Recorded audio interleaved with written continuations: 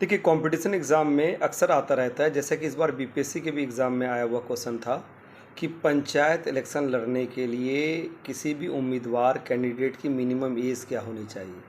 तो आज के लेक्चर में हम लोग इसी को डिस्कस करने जा रहे हैं। जितने भी इम्पोर्टेंट पॉलिटिकल पोस्ट है उसके लिए क्या मिनिमम एज की रिक्वायरमेंट है टू फाइट इलेक्शन, उसको हम लोग डिस्कस करने जा रहे हैं। तो सबसे पहले हम लोग बात करते हैं इंडिया में जो एग्जीक्यूटिव के हेड हैं, प्रेसिडेंट बनने के लिए मिनिमम एज की क्या ज़रूरत है।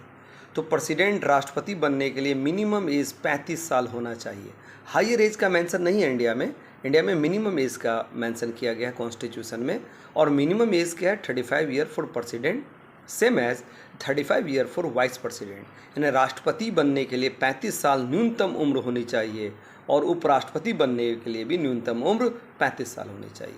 इसी प्रकार राज्य में जो एग्जीक्यूटिव का हेड है, the head of executive in state, आप जानते हैं इंडिया में 28 स्टेट है।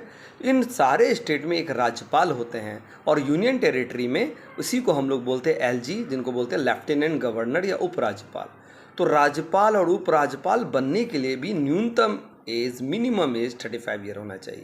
यानी 35 साल मिनिमम एज 3 लोगों का इंडिया में है। Number 1 president, number 2 vice president and number 3 is governor of state. फिर आइए 30 साल के एज के बारे में हम लोग बात करते हैं। अब 30 साल का एज रिक्वायरमेंट 2 पोस्ट के लिए होता है। अगर पार्लियामेंट में अगर आपको राज्यसभा एमपी बनना है, आप जानते हैं पार्लियामेंट में 2 हाउस है। पार्लियामेंट दिल्ली में है जिसमें 2 हाउस, एक लोकसभा और एक राज्यसभा है।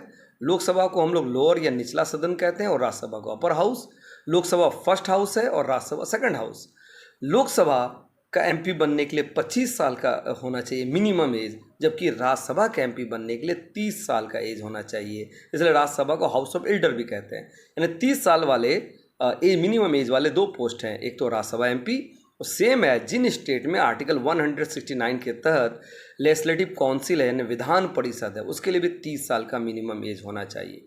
आप जानते हैं दिलीप जायसवाल जी जो एमजीएम के डायरेक्टर भी हैं और वो किशनगंज, पूर्णिया, अररिया रीजन से जो है एमएलसी हैं। बिहार एक ऐसा स्टेट है जिसमें बाइकैमरियल लेजिस्लेचर है, यानी विधानसभा के साथ साथ विधान परिषद भी है आर्टिकल 169 के तहत। तो विधान परिषद सदस्य बनने के लिए भी मिनिमम एज 30 साल होनी चाहिए और राज्यसभा एमपी बनने के लिए भी मिनिमम एज 30 साल होनी चाहिए।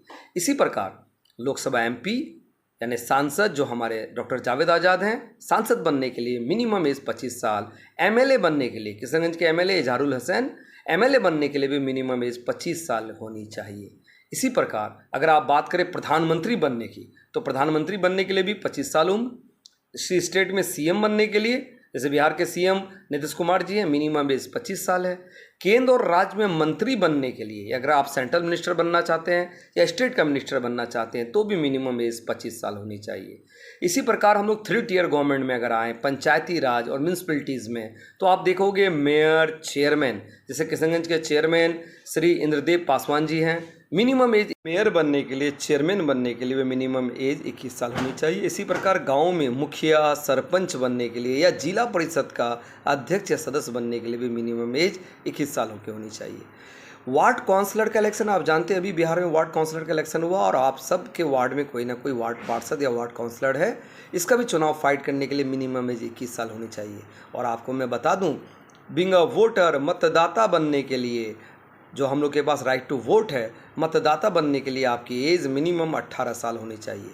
1900 आपको पता होगा 1989 से पहले, राजीव गांधी के टाइम से पहले ये एज 21 साल की थी, बट 61st अमेंडमेंट 61वां संविधान संशोधन से इस एज को 21 से घटाकर 18 साल कर दिया गया। उम्मीद है ये लेक्चर आपके लिए बहुत ही यूज़फुल होगा और सारे कंपटीशन एग्जाम में मिनिमम एज से रिलेटेड क्वेश्चन आते हैं, चाहे आप एसएससी दो, बिहार पुलिस दे रहे हो, सीजीएल दे रहे हो, बीपीएससी दे रहे हो, आईएएस दे रहे हो, उसमें इस तरह के क्वेश्चन आते हैं। तो उम्मीद है अब आप इन क्वेश्चनों को आप सही कर पाएंगे। इससे रिलेटेड जो डिटेल है मैं आप लोगों को फ़ोटो क्लिक करके भी इसमें ऐड कर रहा हूँ। फर्दर किसी भी जानकारी के लिए आप मुझे कमेंट कर सकते हैं या आप हमारा YouTube channel future leader academy Kishanganj में भी आकर डिटेल में लेक्चर को सुन सकते हैं। थैंक यू, मिलते हैं नेक्स्ट वीडियो में। जय हिंद।